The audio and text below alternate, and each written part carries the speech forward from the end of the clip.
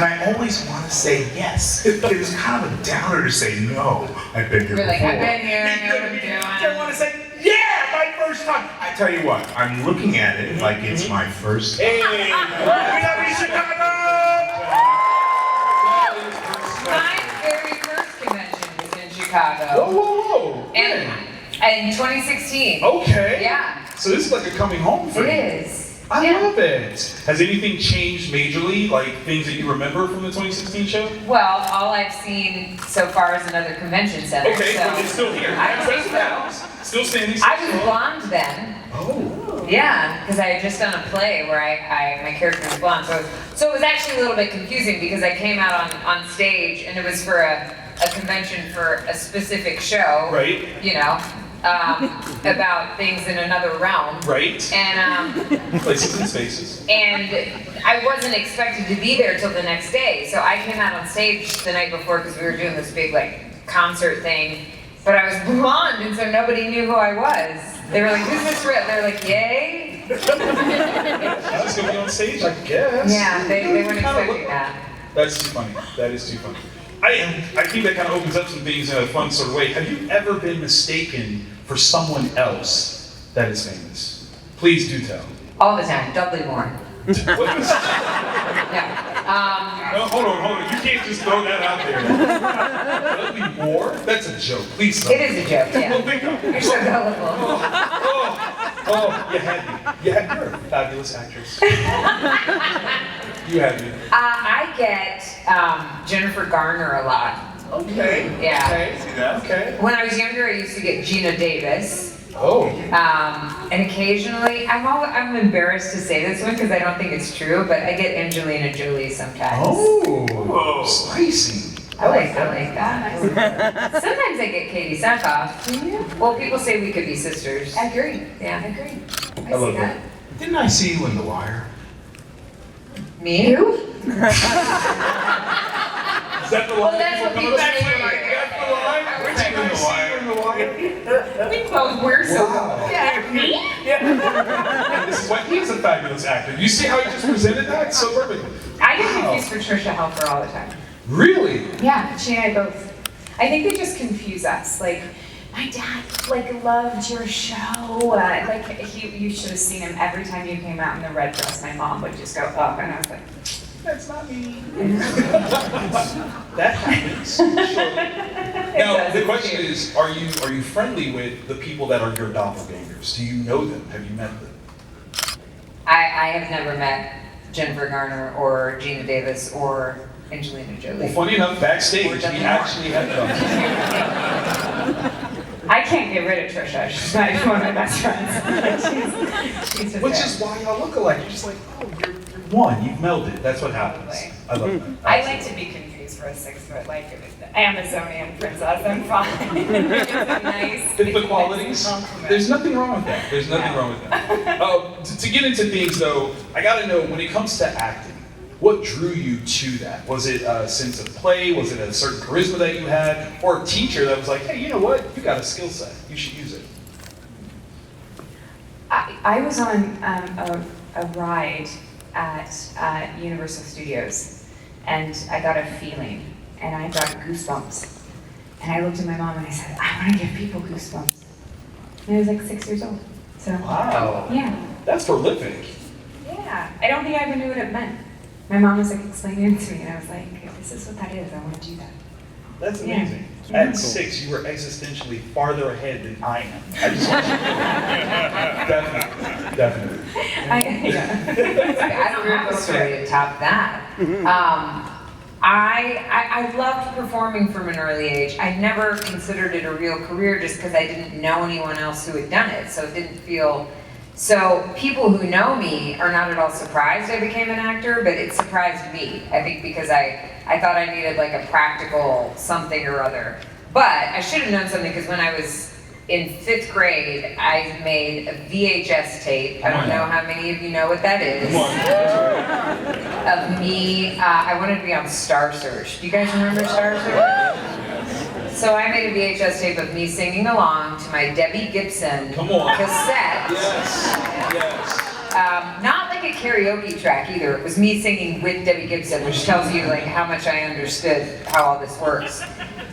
With my dog barking in the background, and I mailed it to Ed McMahon, and for some reason I never heard from him. What? It could have got lost in the mail. It could have. I think that's what happened. Yeah, absolutely. Yeah. Absolutely. I just have to know what side of your head was the ponytail on. Ooh, Yeah. I don't know if you could see it because the bangs were so big All that right. they obscured anything else behind them. All my mom could do was a side pony, and now it's all I do on my child. I feel like I need to take a class because I do not. I can't do that to my kid. But no, I mean, if that's what your mom did for you, and you are now here for us. But she looks super cute in a I mean, side that's what I'm pony. saying. See, See? she's way ahead. When I was her age, I was still bald, and my mom taped bows to my head so that people would know I was a girl. So we're gonna move on from that one. I'm not damaged. I think you guys got to move from the couch so that Emily can lay down. Giancarlo, what about you, sir? I'm well entertained. More than I ever thought it would be. Well, for me, I started at a very young age, and I know it was necessity that guided me first to audition for my first Broadway show at 8 years old. I sang Happy Birthday on the stage of the Winter Garden Theater for a show called Maggie Flynn. But my father and mother were going through a divorce, and I thought, my mother was an opera singer, so I had been around music and wanted to just help out. And the moment that you're in a room with many, many people and the nervous tingle comes up, as it always will and always probably should, and you feel that interaction with a live audience. It was in that particular production, in my solo, which I realized that this was something I wanted to do.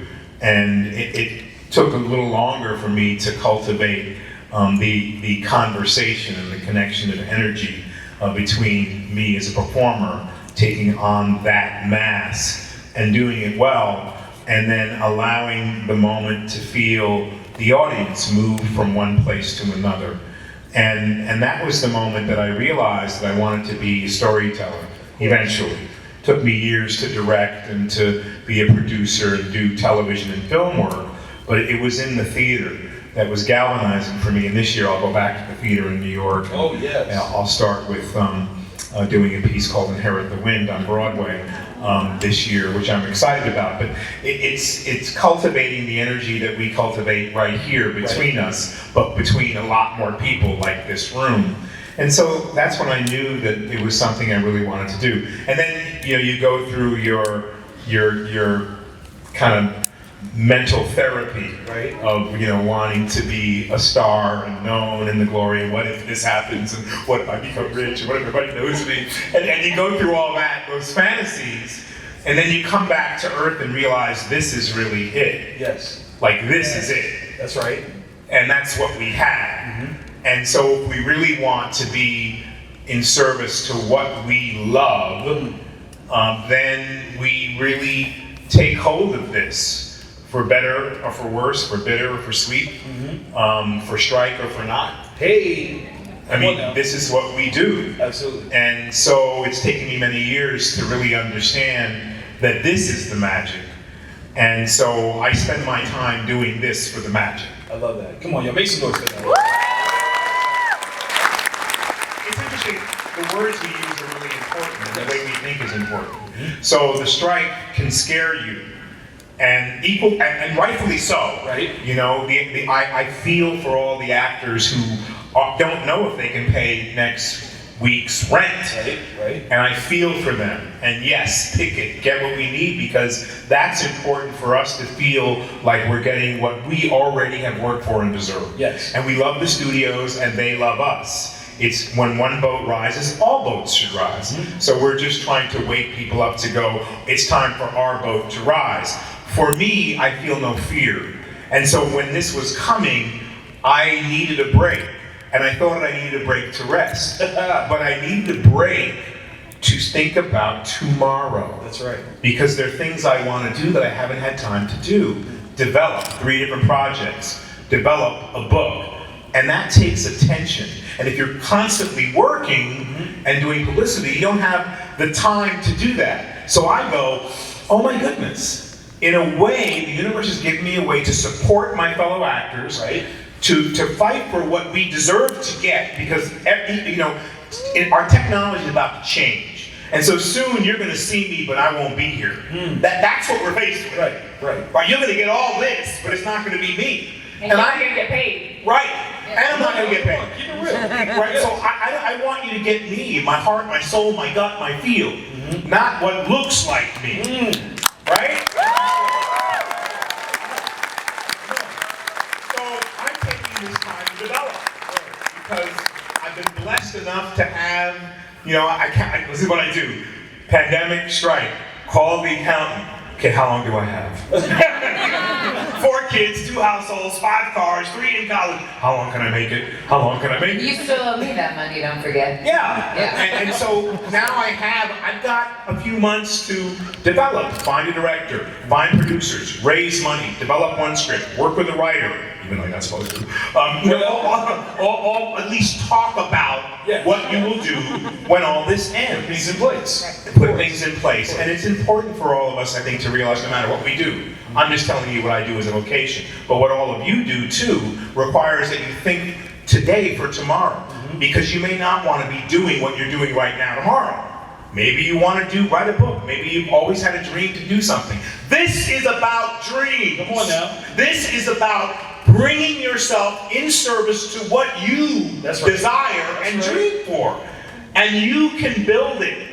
And when you build it, they will come. Come on now. Come on.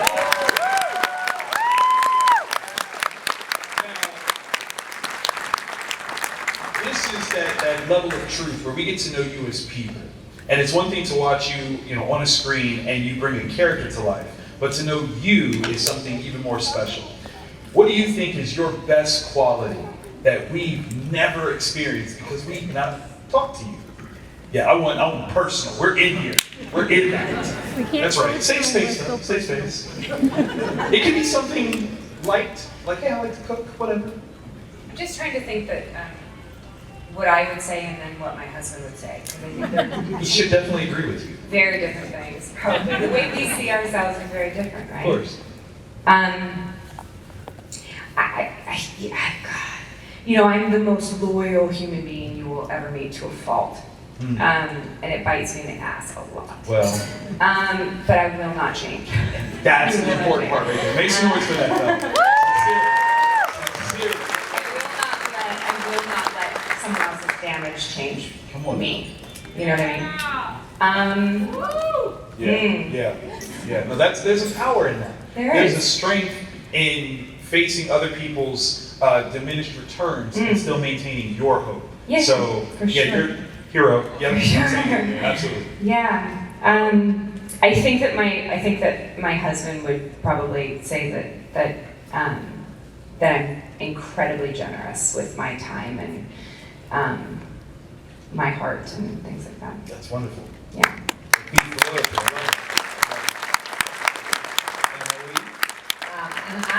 I think those two things are true about you too. Yeah.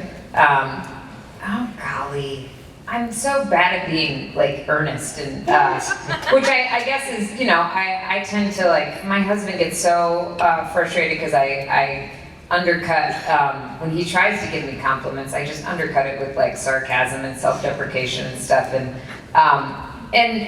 so I think maybe a good quality that I don't really let people see is how much it does mean to me when somebody says that something that I have done has an impact, and I think part of it is because my dad was a military man and very stoic, and I never doubted that I was loved, but you would give him a compliment and it would just be okay, thank you, yes, and that was it. And I had to learn when I got married that validation and approval don't have to be, it's not gratuitous. Right.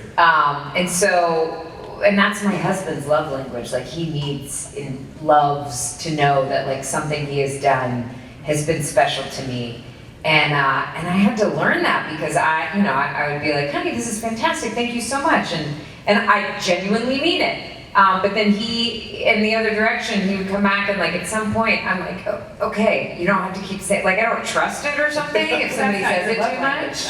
It's not. But I also don't always let myself like appreciate it. And I do appreciate it. And I think there's just some part of me that like, wow, I'm really turning this into a therapy on the couch session.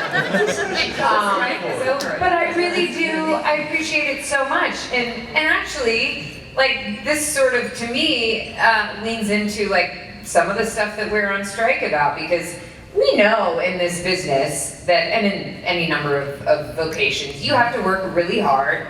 You have to, if you care deeply about something, you will work hours and hours and hours with no pay, with little pay. You will give yourself to it. And I feel like for a long time we felt like, well, we love this, we want to keep doing this, so we're just going to go with like these terms. And now we're at this moment where enough actors have decided that it's worth foregoing work for a while to say, okay, but this does have more value, and we have more value, and sure, you could save money doing it this way or this way or this way, but we sort of, one of the things that I love that's coming up right now for us as a society is the things that we're striking over with technology, with a standard of living is okay, are we gonna speak up for humanity in a way that we haven't, because we've been trying to save money, save time, do this, do that, and it might not be the easy choice, but what do we want to look like as a society? And I really value that right now, and I value when people appreciate my work. It means a lot to me. So, man, that's thanks. No, we love it. We love it. Woo!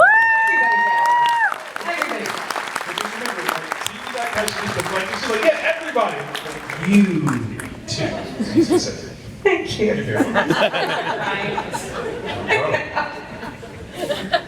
Yeah, it's interesting. I'm just really in a happy place here. Feeling all warm and fuzzy. Yeah, right before this panel, he was throwing his ball at me in the elevator. We were playing dodgeball, and he was in it for blood. Totally. I find, it's such a, we are mirrors of each other, and we exemplify so much of each other as human beings. And, to be able to say and give those accolades is a wonderful thing, but also to be able to just hear them and take them in and understand that it's a compliment and understand the sincerity behind it. Sometimes it plays on whether you deserve it or not. And we as human beings, each and every person in this room and each and every one on this stage deserves to understand how valued and loved and valuable we are and how our contribution makes a difference. And so, Emily, when you talk about where we are as humanity, it really rings a bunch of bells for me. Because we're in a space now where, collectively, it would be wonderful if we could all lift our consciousness, raise our thinking about each other and our connections. Come on, make that door. Make that door. It's deeply imperative, but that comes with being able to hear someone tell you how you make a difference in their life, and sit there and really hear it and take it in. That comes with being able to tell someone else what a difference in your life they make.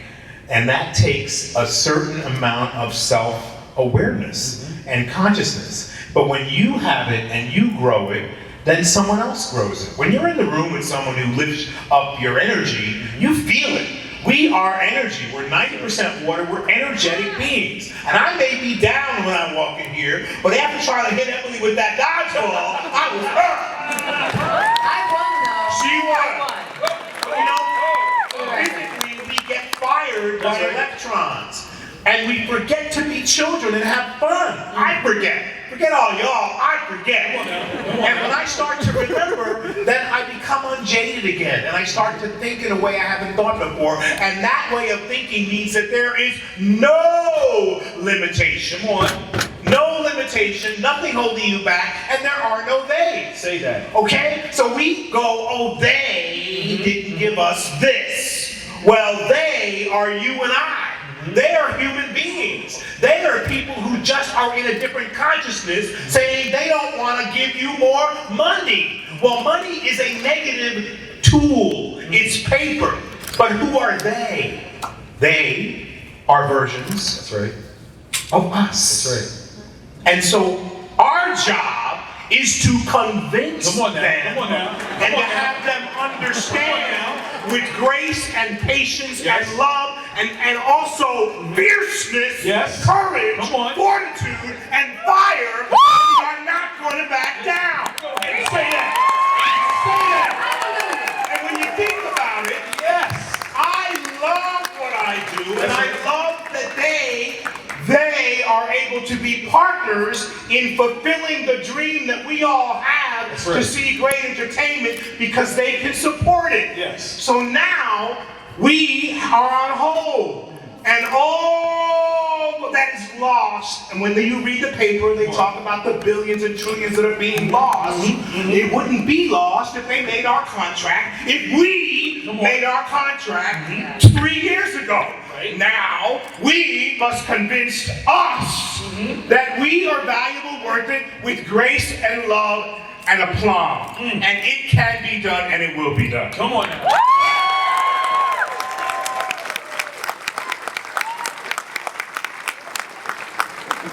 Lord have mercy. That was everything. Everything. That's just a sermon. It was. There's a collection plate going on because the roof, we need the building fund to take care of that. But here's the thing that I love, and I think you all embody this in so many different ways. It is a sense of unity.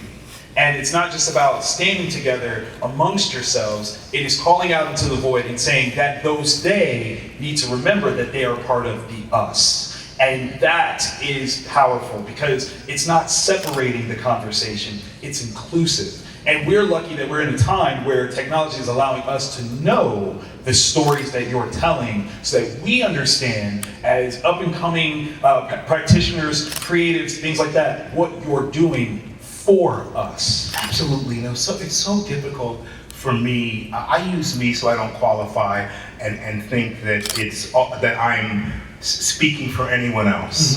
But when in my work and what I do and in my life, I wake up and I'm in this body. So I'm thinking about the I and the me. Like, what else is there to think about? Come on now. It's I and me. But then I start to think, I start to wake up, have some water, and start to shake it off, and I may check in with the world, I may meditate first, and then I go, wait a minute, there's a we and an us that I'm a part of. And if I separate myself from that, I'm selfish. If I'm thinking every single day about how we can rectify what doesn't work from all ends of the spectrum, then I'm thinking about all of us. And that's where we can make a truly beautiful correction. Because I try to make that correction every day. Some days I succeed, some days I don't. On the elevator, I didn't succeed. I was trying to kill everything. But other times I You do. made me better for it, though. Well, yeah, I returned to being a little child and working through my childhood aggressions. And that was good. But it's an interesting thing, and I think we're touching on it because it's all because of love. Yes. Right? That's the strongest power we have. And so in all positive thinking and feeling, I already claim and know that the studios are going to be whole. They're going to be fine. They're going to make a contract. The actors are going to be fine. The writers are going to be whole. Right? That's a positive way to see it. And we're going to come through it having built up a certain character that will tell stories on an even deeper level. Absolutely. And it'll be beautiful. But that's a belief. And we have to go through the fire to get there. And it'll be a conversation. Yeah. Right? Heated or otherwise. And I think our world is reminiscent of all that's happening now. Right? And given the amount of people in this room, it's really a beautiful thing to see that people can still come out to a Comic-Con and still have fun. Like, part of the reason I come here is because people are, they're in wonder and enchantment and joy and cosplay. And they're living out a fantasy. But believe it or not, your fantasy and your dream is you. Your dreams are you. What happens in your dreams when you're free and you can fly is really what you want to have happen in your life when you're waking and you're walking and you're in the heaviness of a real world. You can still carry the lightness and be in the fairy tale of your dream. And better still, you can cultivate that dream to happen and be your life. It's truly available. It's a matter of how you think and develop and put your attention in it. And it all comes back to love, care, attention, which will lead you to have everything you ever wanted in a very light, fun, beautiful, uplifting way. I love it. Come on, that makes me noise. I apologize to all of you. We are in the last few minutes of this panel, but I wanted to give you guys an opportunity to say something from your heart to your fans. Giancarlo, you've been like exposing all of this to everybody this whole time. But one last thing that you can share with us that lets us know a little bit something else about you that brings you joy.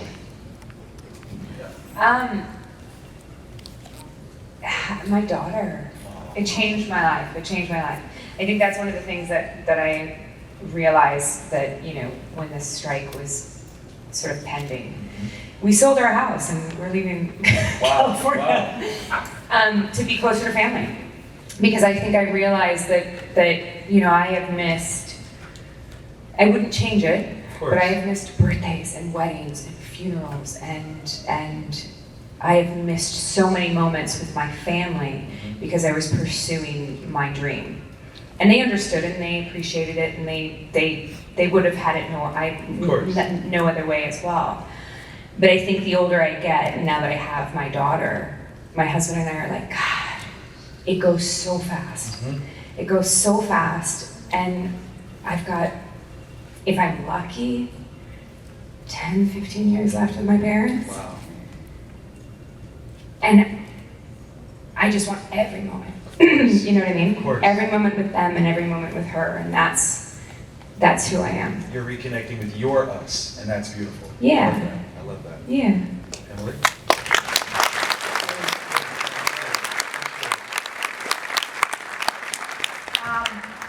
Well, given that this is the first city where I ever went to a convention, Come on now. and I had no idea what I was getting into, I am overwhelmed with the joy that I get from these experiences and the connection that I do feel to all of you. And the thing that I have wanted to communicate so much during this strike, because you know, we have all these rules about what we're like supposed to say, not supposed to say, and some of it, I mean, I agree, some of it feels a little arbitrary, and everyone is doing their best. We don't, you know, we're trying to be more unified, and like, what's the message we want to get across? And one of the messages that is so important, I know, to all of us, I feel confident that I'm not just speaking to myself, for myself, is that you are vital to this storytelling process. We all love being storytellers, and for me, I also started acting in theater, and the thing, even when I was terrified and I had stage fright and I thought I was gonna throw up, feeling that connection to the audience is what always brought me back, and having that exchange that happened in that moment, that can't happen at any other time, is what kept bringing me back, and seeing how I could learn more about myself and how I learn more from other people's stories than, I mean, this is the reason we tell kids fables, because you don't learn that much when someone is like, you need to do this. You know, we learn through other characters, we learn through other people, we learn through metaphor. And I had no idea when I first started doing these conventions that this could be that it could be the completion of that storytelling loop and having that connection with all of you. And I am so grateful for you, and I'm so grateful that we are some of the lucky ones who get to do these conventions during this time of strike, because there's a lot of really hardworking actors who don't have another source of income like this, and you lift our spirits, and your excitement about what we do keeps us excited and keeps us hungry for finding new things to work on. And reminds us too about the connection that we have with the other people in our lives. Like, it's such a beautiful such a wonderful thing that we get to do here. And so I just thank you so much, and I want you to know that, like, in any of the awkwardness that's going on with the strike and all that, we value you. You're the reason that we get to do what we do. So thank you for that, and thank you for being patient and trying to negotiate all the weird stuff. Of course.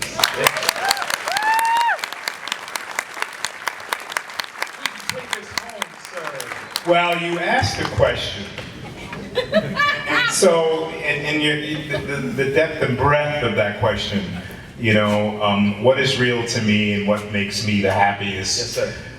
right now in my life is that I've had the courage to look at myself first, to let go of judgment, and when judgment comes up, to identify it so as being my judgment and my brain. I'm most grateful for my family and my children, and that I'm able to listen to these beautiful four daughters when they say, hold on a minute. And you know, my instinct as a male with that machismo wants to cut them off because they're younger and they may not have lived long enough, and my understanding that they are who they are and they are contributors to my life as well as theirs. And so I'm most grateful to be able to look into my own self and still be connected and still be in joy and still be willing to be wrong, to have fault, and still love myself. And learn how to transmute that beyond what I do, right? I put everything into the basket of what I do, I love it, and everything else could fall apart in the world. And now I won't allow myself to fall apart because I don't need to.